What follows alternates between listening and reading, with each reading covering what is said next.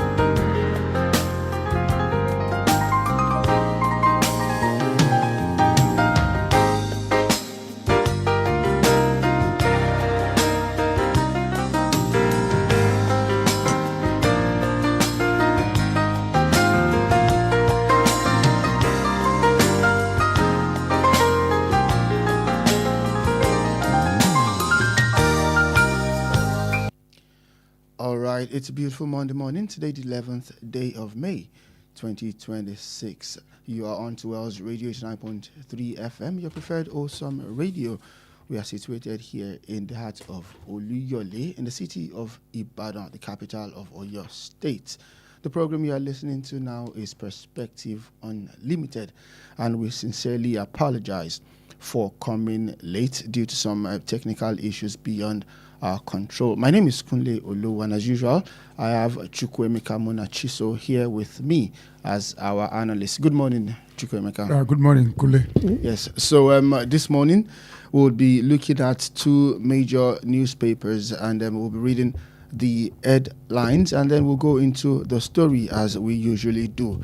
This morning we have the Vanguard newspaper, and also we have the Daily Sun. On the front page of the Daily Sun this morning, we have the largest caption: retention in APC, ADC, NDC, PDP as membership list submission ends. And the rider story: zone presidency to South, fasting action on state police, Middle Belt Forum advice. That story is on page 6 and 27 of the Sun this morning. Escalating vandalism, diesel theft threatens 3 trillion naira telecom assets. And MTN spends 887 million on security in Q1. That story is on page 25. Top banks slash loans by 25% amid rising risk. CBN to examine lending slowdown at MPC meeting. Experts urge soft regulation rules. and I'm still on front page of the Sun this morning. Other stories: NDC zoned in, MBC zeroes in on Obi Kwakwanso ticket. Jonathan quits race. Worries over lingering legal issues on eligibility. That story is on page 6. And on page 4, gunman kills police. 14 others abducted 5 in Plateau communities. And on page 29, IPOB holds Biafra Heroes Remembrance Day, May 30. And on page 28, JAM stakeholders to decide 2026 admission guidelines today. Let us quickly go into one of the stories I've seen this morning. Tension in the APC, ADC, and NDC PDP as membership list submission ends. We all know that INEC said that May 10 is the final day for submission of members list. I mean, anybody who wants to contest. And the party, they expect them by then that they should have gotten their acts together as regards who wants to compete on what platform and for what position. And we still see that even till now, the likes of Governor Makinde of Oyo State, for example, we are yet to know exactly what is going to happen. Now, speaking as regards what INEC has said, does it mean now that anybody who has not submitted cannot contest? Well, what you have to know is that man made the law. Law was not made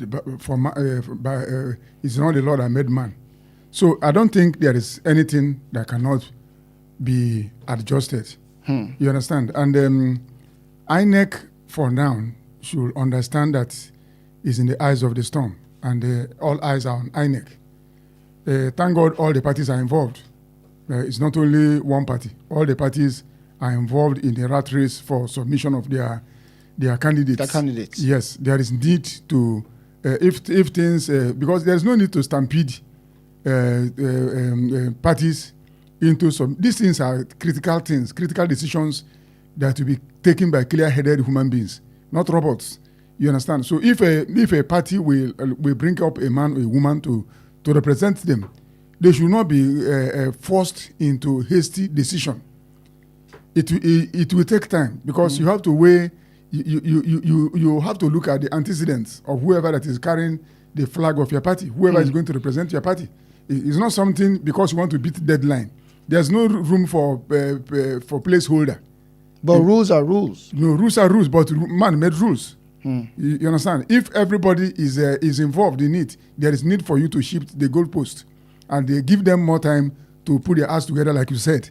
You understand? It's about administration of human beings. You are not bringing people to administer at machines. It's about human beings, and the parties must be given enough time to look into their affairs of the yes, and select those.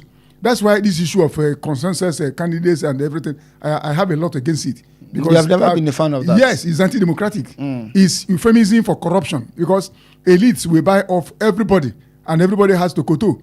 You understand? It is in this dispensation that we started hearing consensus candidates. It became a widespread thing, and that's why most states are having problem. Democracy is about people coming out to contest their ideas within the party. It's about the supremacy of the party, not supremacy of individuals over the party. Consensus candidacy is about supremacy of individuals over the party. That's why it is. I see it as anti-democratic, and it's not going to help us. You know. Okay, so let us think about some of the parties that has even come to announce. For example, we know NDC has zoned the presidency to the south, and we know that also in ADC, we know that the former Vice President Atiku Abubakar has actually picked up his own nomination and expression of interest form in the party.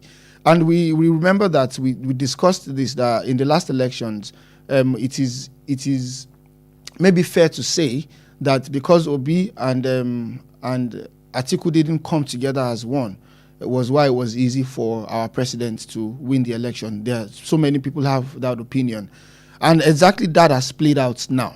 Because now they are not still. I remember about 3 weeks ago, they all came to Ibadan the Oyo State capital to say to do a summit about endorsing one presidential candidate just so that they will be strong enough to defeat the sitting president. But now that hasn't happened. After the summit and everything, now they've gone their separate ways. Will 2023 not repeat itself? It's not going to repeat itself. Let me explain it to you here right now. You see, there is what we call gentleman's agreement. Though some people do not buy into it. It's not so gentle. I'm coming. That president can come from anywhere, but that has not been what we have been doing in this country. We have always had a situation where north and south, north and south. You understand? You do presidency 8 years. It will go back to another another part of the country for 8 years, and that has been an agreement, but not written down. And we have followed that trajectory for a very long time. So if you look at it right now, that's why a party like NDC zoned their ticket to the south. If anybody is, even the Northerners even know that, look, we have to wait till 2031. So anybody coming up from the north is not, yes, if you are coming up from there, fairness and equity demands that you do not.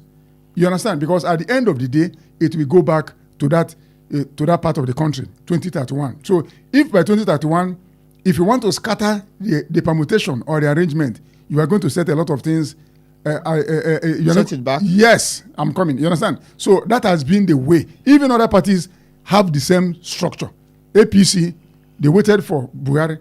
For you know what I'm saying? Why people didn't come? Because it's not written down, but that is gentleman's agreement. You understand? So anybody coming from the north is just coming for the sake of coming. You understand? Because you know within you that actually it is not. Yes, somebody from my part of town is not expected to be on this ticket. But yes, so you are just coming up. So it's not about anybody coming, because I remember what I said the other time, and many people were angry with me, but that does not stop me from saying things the way I see it. You understand? It is not about, to me personally, if Nigeria is the normal country, Kunle, I don't care where the president comes from. As far as there's a level playing field for everybody, I don't care. A president don't believe in federal character? No. I don't believe in it. I don't believe in it. If I'm a president today, I will scrap it. You understand? If you are qualified for something, come for it, wherever you are coming from. If you are a Kanuri man, if you are a Bira, if you are a Calabar man or anybody at all, you can come and fight for the presidency of this country. I don't care where you come. So provided you have what it takes to see Nigeria as your constituency. You understand? Because the problem we have is that we have primitive men and women who, when they come to power, is all about clan and cash. You understand? So that is why this idea of let's zone it is to bring orderliness. But that orderliness is equally affecting us as well. Because in case you have somebody coming from a particular part of the country because it's their turn and he doesn't have what it takes, then what happens? So it is where we shot ourselves in the leg. By doing this thing, to me personally, I don't care where the president comes from. I don't care. Whatever he worships. As far as he's a president that will see Nigeria as his own constituency. That this is my country. Every nook and cranny of this country must be catered for. Irrespective of your religion, irrespective of your ethnic affiliation. That's what I believe in. I don't believe in, but because we have found ourselves in a situation where it has to be north and south. You understand? So we have to follow it. But to me, normally, I don't believe in it. Anybody can come from anywhere. So as far as we have something it takes to administer, Nigeria is big. It's a plural country. It's not a country where you can't put them in a pocket. It's not. You know, and we have a lot going for us. But Nigeria has been looted into poverty. Yes, we have a lot. That's why when people say, let's pray to God to help Nigeria, I don't pray that kind of prayer. I don't. Okay, so very quickly before we go on our commercial break, I would like us to talk about the popularity of the candidates that we know so far. We know that the president has submitted his own interest on the platform of the APC. We know that former Vice President Atiku Abubakar has done the same thing, and we know that famous Peter Obi has also done his. But now let's look at the popularity. We remember Kenneth Okonkwo, who was a spokesperson for Peter Obi while they were in Labour Party, while he was gaining momentum at that particular year. Now, someone like that now has come out to actually even still criticize Peter Obi, saying that he keeps moving from party to party. And we remember that he won the governorship election under APGA, then he moved to PDP, then later Labour, now ADC and then NDC. And a lot of people are beginning to even question him, saying that Nigeria is a country that has plenty problems. And you keep saying that you don't have problem with these people, that you are leaving their parties. You just don't want problem. You don't want problem within the party, and you want to be president of a country. Okay. How does that work? Okay, I will tell you something. The fact that Obi moves from party to party is receiving a lot of criticism. It's not because he's moving. It's because of where it's coming from. Mind my word. Because of where he's coming from. Listen, okay. Tinubu moved from factional People's Front of SDP. SDP, yes. From the SPDP, he moves to AC. From AC to AD. From AD to ACN. From ADCN to... He has moved almost 5 parties. But some of these parties actually just changed names. I'm coming. Not necessarily No. His movement, whether you call it baptism or not, his movement. Obi moved the same way. Atiku moved the same way. Why is Obi's own drawing public opprobrium? That's the question. You know what I'm saying? They have all moved. You understand what I'm saying? And now, when you talk of popularity of people, look at the contestants. Popularity is based on what the people want. Who will the people alienate? In fact, Kunle, if you check the popularity of all this, Kenneth Okonkwo you just mentioned. Kenneth Okonkwo was, to me, I don't regard him as a politician. I don't. You understand? I regard him as somebody who... As an actor? He's a media creation. No, he's a media creation. Media created him. Yes. You know, in Nigerian media has a power of creating people. They put on you what you are not qualified to carry. All he has been, even when he was as a Labour Party, I never believed in all, because I know him very well. I never believed in all his utterances, because I know that at the end of the day, this man is not standing for anything. You understand? So people are now saying that, oh, why did he do this? No, I believe in anybody has the right to speak what he wants to say. I can't gag him. He has the right to say, but people are picking, oh, why did he criticize? But there are people also who have criticized others. You understand? So it's not about why is he talking. Kenneth Okonkwo has the right to say what he wants to say. That is democracy. That is freedom of speech. Whatever he says, I take it with a pinch of salt. But when it comes to movement of these gladiators, they have all moved. Now we are trying to justify it, but it's a change of name. It is all of them are movement. If you move from here to here, you are still moving. Did SDP metamorphose into ACN? He didn't. Go and check Tribu's background. It started from People's Front in SDP. It's a faction in SDP. Go and Google it, you will see. But they have all moved. So why is this man's movement different from others? That's the question. Like I told you, I don't care where the president is coming from. Mind my word. As long as... Look, if that's why people still make reference to Yar'Adua. Why are they making reference to him? Yar'Adua didn't care where he come from. He went for the best. And Nigeria has the best. He didn't. He was not primitive. He was not primordial in his selection of his cabinet. Go and check. That's why still today people are making reference to him. He saw Nigeria as a whole family. You understand? And he gave people a sense of belonging. When you run at the position of exclusion, you offend a lot of people in a country as big as Nigeria. That's why people are still making reference to Yar'Adua. He ran a government that represented all the parts of this country. Nigeria as a whole. Yes, and history will be very cruel to those who know what is going on in Nigeria and they keep quiet. Because at the end, I remember what Buhari did. We are all hearing Fulanization of Nigeria. Everybody, all the press, they went to town that Buhari want to Fulanize Nigeria. Are we hearing today Europeanization of Nigeria? We are not hearing it. Everybody has gone home in silence. Why? And remember that power is transient. When he leaves you, you understand? And there is something I want to tell you. Power is not a possession. You don't possess it. It will leave you one day. When he leaves you and go to another area, and they do the same thing you did, you come out again to begin to condemn. Meanwhile, you kept quiet because it favored you. I don't believe in such kind of thing. If anything we are doing in this country, the reason why we are not making any appreciable progress is that we are all hypocrites. When he favors us, we keep quiet. When it doesn't favor us, we begin to shout. That's why we are not fighting corruption. All right, we'll go on a quick commercial break now. You're still on to Wells Radio 89.3 FM, your preferred awesome radio. When we come back on from the commercial break, we would look at other stories. Stay tuned.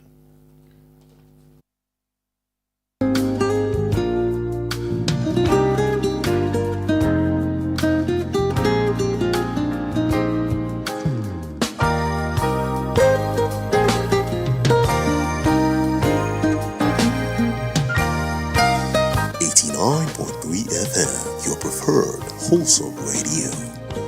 Ladies and gentlemen, may I have your attention, please?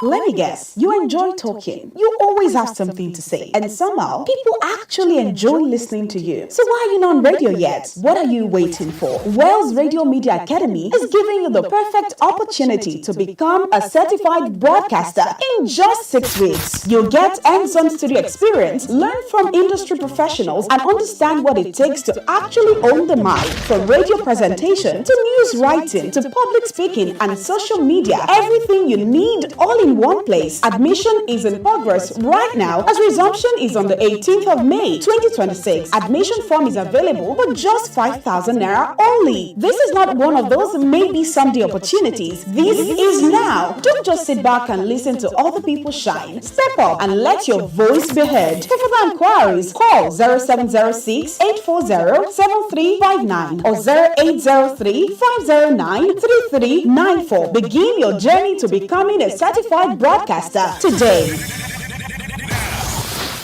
How long will it take you to confirm payment? I have been waiting for the past 1 hour. I'm so sorry. Our network is slow. I will just run out of data. Same excuse yesterday. It is unacceptable, please. You better switch to One Data Internet Service. One Data? Yes, One Data. One Data is an internet service provider with the best alternative and solution for unlimited speed. One Data provides fast and reliable internet service to organizations, homes, and places of interest in Nigeria. With One Data, you get to enjoy the premium internet service with dedicated unlimited internet speed at all times, 24/7 fantastic customer service and support, and you enjoy a 1-month free subscription when you make payment. Now is the time to say goodbye to downtimes. Sign up with One Data today on 0811 223 2671 or visit www.onedata.ng for more inquiries. One Data, unlimited speed.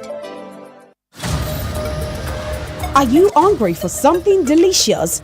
Food that feels like home but tastes like pure luxury? Then welcome to Honeydew Restaurant, where every meal is made to make you smile. From our smoky jollof to rich ofada sauce to a variety of delicious soups like egusi, eforiro, and more, paired with your favorite proteins and hot, freshly made swallows, all made for you to enjoy. We also handle bulk orders in liters, fresh and ready whenever you need it, with delivery to your doorstep. At Honeydew, it's not just the food, it's the feel. With our beautiful ambience, perfect for your romantic dates, family outings, or your quiet, relaxing evening escape. Join us every last Friday of the month at 7 p.m. for karaoke night with Jayola and enjoy music, games, food, drinks, and free mocktails and cocktails as you sing your hearts out. Visit us at Plot 42, Block 8, Alaafin Avenue, beside Wells Radio, Oluyole Estate, Ibadan. For your doorstep delivery or inquiries, call or WhatsApp 0814-691-6635, 0814-691-6635. Honeydew Restaurant, where every meal is made to make you smile. 89.3 FM, your preferred wholesome radio.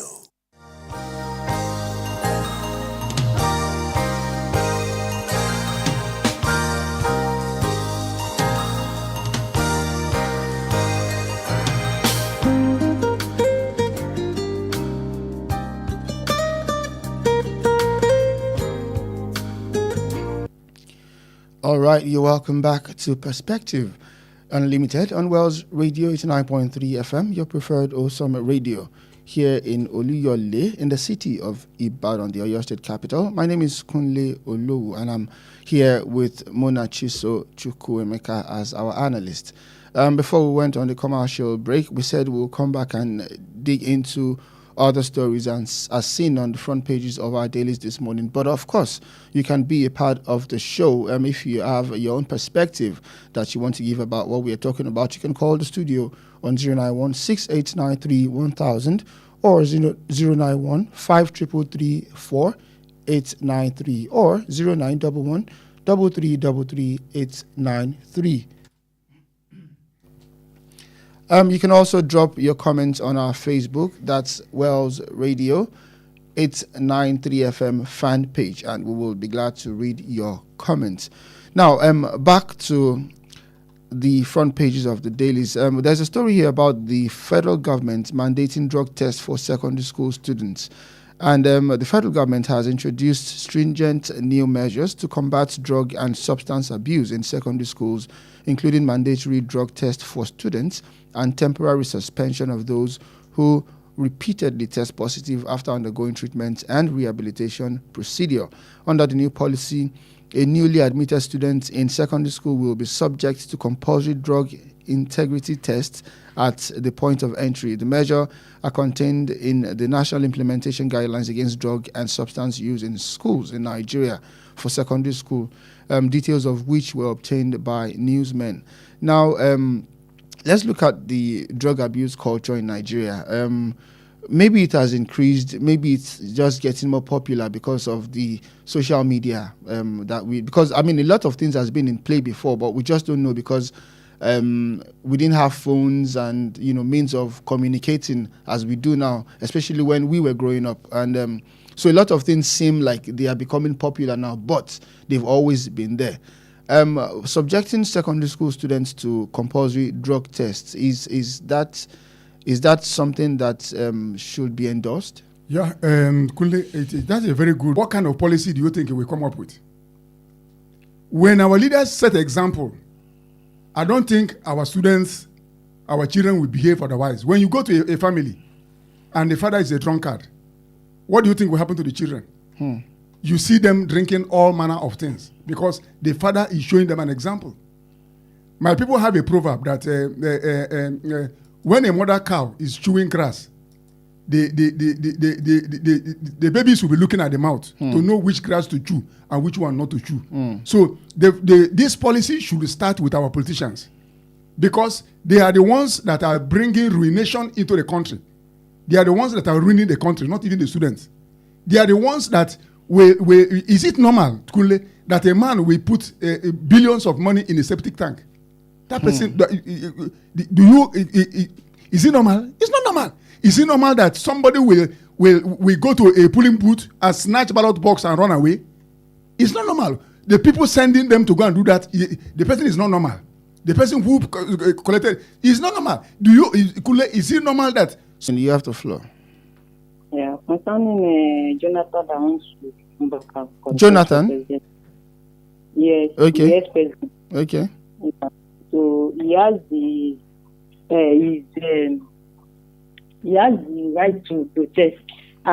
He has the right to contest. Contest. Okay. He has the right to contest. So he is right. He should come and test his popularity.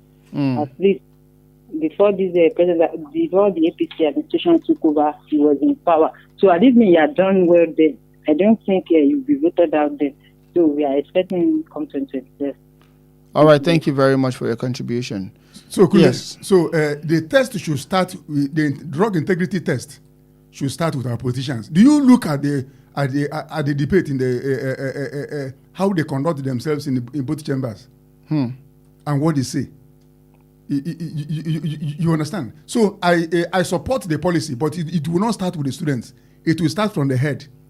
When it starts from the head, it will take even me. I will submit myself for drug test because I know I'm not on drug. But a lot of our leaders are behaving like people who are abusing substance. The decisions they take, the things they do, we begin to wonder what is wrong with this person. You understand? So I support the policy, but it must not start with the students. It must start from the head. But don't you think we actually should think about how these drugs actually get into the hands of these young ones? Because there's no regulation. Look, a mother called sometime and said, when they catch these drug peddlers, they leave them. They just leave. They just collect something from them and leave them. And look, there are some countries. I heard of a country. You do drugs. Do you know what they do? If you are selling it, they will test your blood system. If there's element of that drug in your system, they will not kill you. They will send you to jail. But if there's no element of that drug in your system, they will kill you. Because they know you know what you are doing. You are not taking it and you are selling it. So if we come up with that kind of policy, but we cannot, because Nigeria is not an organized place. There is, even every day you hear names that are terrifying. There is one they call a suck and die. Terrifying. And I come here at times early in the morning, go to Tiba Garage, go to New Garage. You see a lot of wasted lives. Young people. Somebody will be shouting from morning till night. What has he taken? He took something. Who gave him that thing? Somebody produced it and sold it to him. So it is our country is there's a drug problem. Drug problem. And some of these drugs as all over the place, they manufacture them in this country. And our leaders are not taking time to look, Kunle, leadership is not just standing before the microphone and be talking. There is a lot. You care for the youth. The youths of this country are dying in droves because of drugs. I commend NDLEA. I commend them for what they are doing, but there's a lot to be done. A lot to be done. Because most Nigerian youths are on drugs, but the drug integrity test should not start from secondary school. It should start from leadership. That's my own recommendation. Let it start from, before you get into power, we know that you are clear-headed. You are not abusing something and something is not abusing you. So that decisions you will take will not be taken under influence. Under influence. That's where it will start from. All right, thank you. Let us go into some insecurity. As we saw the reports yesterday and then on this morning, about 70 terrorists being killed in Niger drone strike. Now, we know that the Nigerian government has repeatedly said that they are trying to contain the insurgencies going on in the country. Now, the military has said there were no civilian casualties in yesterday's drone strike by troops on terrorists in Niger State. They said the aerial bombardment by the Nigerian Air Force on Guadanayi community in Siroro local government area of Niger State killed about 70 terrorists. This is according to the military. Guadanayi, a settlement near Kusasu, has frequently come under attacks by terrorists. Now, locals claim that the strike, which were carried out around 5 a.m. yesterday, reportedly affected civilians. But in a statement, the Defense Headquarters, through its Director of Defense Media Operations, Major General Michael Onoja, refuted the reports. We have seen too many times about aerial bombardments by the Nigerian Air Force, claiming that they want to kill terrorists, and the community actually coming out to say that civilians were affected. Now, this is another one happening in Niger State, and the military is saying again that the civilians were not affected. And we know that this area usually is affected by frequent terrorist attacks. Now, what do we say the military should do? Or can we really take the word of the locals for it? Look, Kunle, when I saw this story, I said, here we come again. You understand? I read a little bit of it, and I saw a woman who said that 3 of her children were killed. You understand? So the military may say what they want to say, but the locals are saying otherwise, that people were killed again. And you keep asking for how long? Should we continue to have these attacks, killings of people who you are supposed to protect? That's the question. Now, people in Niger State, do you expect the military to come and tell you that they didn't kill innocent civilians? They will not say that. But the news we are hearing all over the newspaper is that some people died also. They killed a lot of people also. Because these terrorists were running on motorcades. But how can that be avoided? It's through what we call intelligence. You don't just go. It's better for we have a caller on the line. Hello, good morning. Yeah, good morning. What is your name and where are you calling us from? I'm calling from Ibadan here. Oh, you're from Ibadan. Ukraine. Hello? Oh, sorry, we lost that call. You see, yes. we I don't know whether I will call it precision attack. There is what they call precision attack. If you watch Israeli, Iran, and American war, They know exactly where to go and attack. They will release the bomb.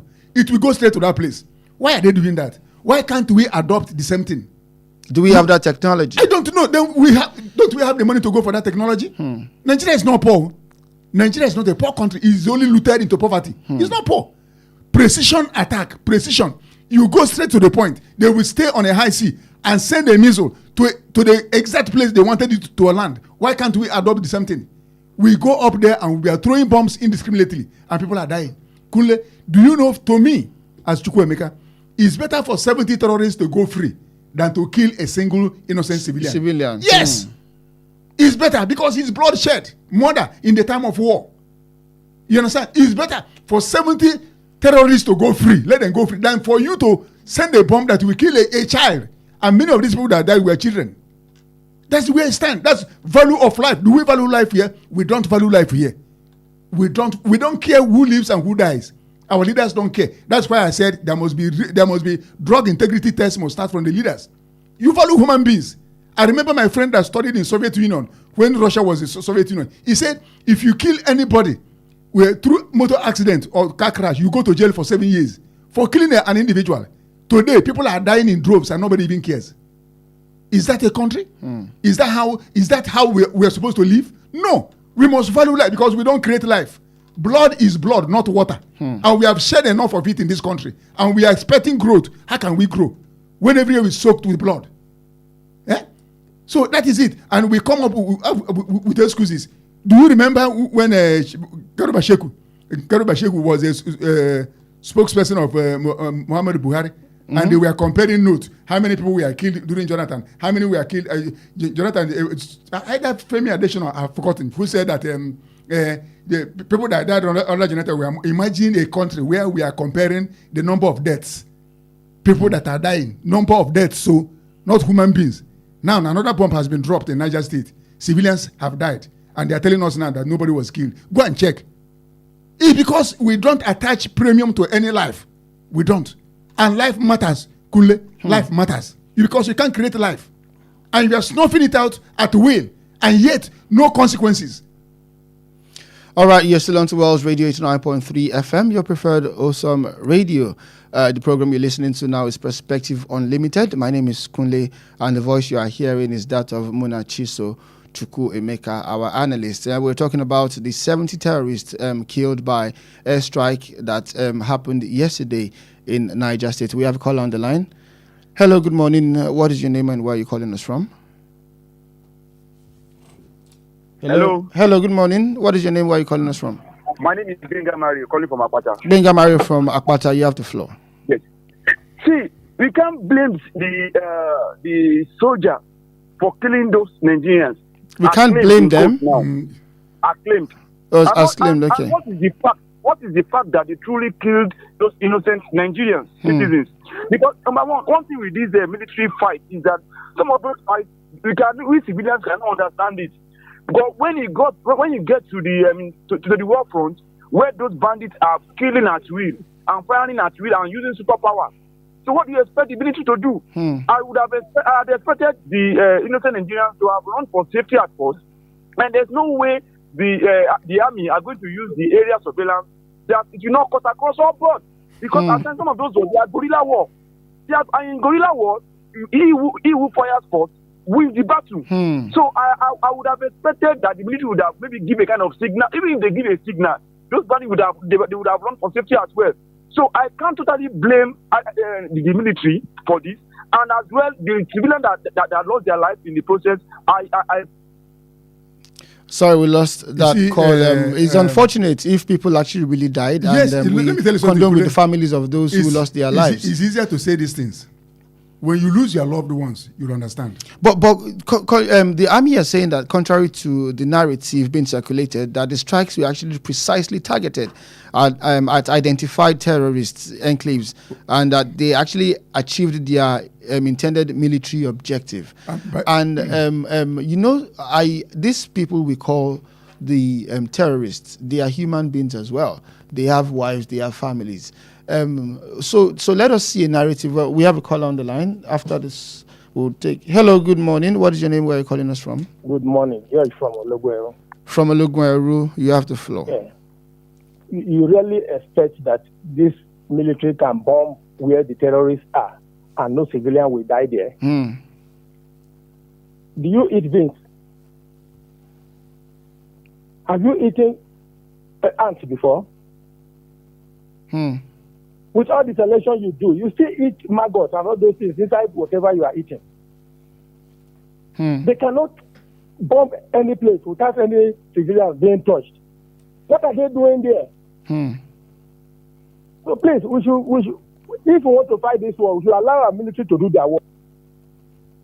If we want to fight this war, we should allow the military to do their work. But what we are saying is that no civilian lives should be lost in the military carrying out Simple. their That's duties. what makes you a professional army. Yes, but I just want to say the casualties must be limited. Must be limited. I'm saying, I'm coming. Yes. You don't just go to war because you are a professional. I've just mentioned precision bombing. Bombing, yes. Why? How did it come about?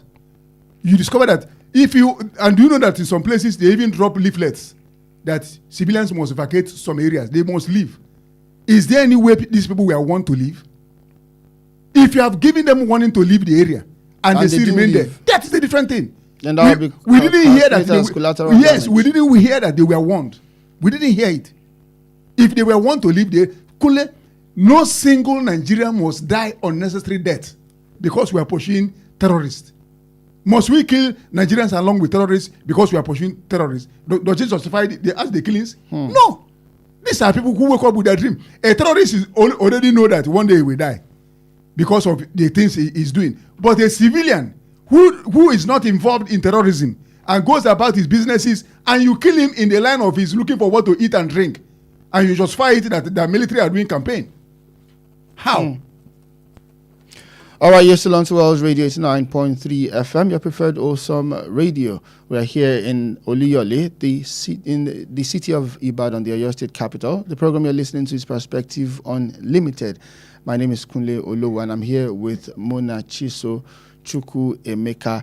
And we have a caller on the line before we end the show. Hello, good morning. What is your name and where are you calling us from? Yes, sir. You know that there are civilians that are supplying their food. There are civilians that are supplying their ammunition. There are civilians that are cooking and preparing food for them to eat. And how do you want them to tell them to live here before they bomb the people they want to bomb? We should leave this matter. Anybody who is following these people to commit this crime, they can die with them. We would like you to tone down a little bit on. I understand people can get a little bit emotional with this. No, you know what I'm saying? Yes. If you look at those killed, they were babies. So were the babies cooking food for terrorists? Go and check. Babies. They were cooking food for terrorists. They were supplying information to terrorists. Go and check the people that died. Babies. Children with dreams. Unfortunately, that is as much as we can take on Perspective Unlimited this morning. And remember, Perspective Unlimited is here on Wells Radio 9.3 FM every Mondays to Fridays by 6:30 a.m. to 7:30 a.m. We are not permitted to go beyond this time because our sports crew are already on standby, ready to give us all of the updates on sports as seen over the weekend. Do join us again tomorrow, same time, same dial, same station on Perspective Unlimited. Thank you for being a part of the show. Good morning and God bless you.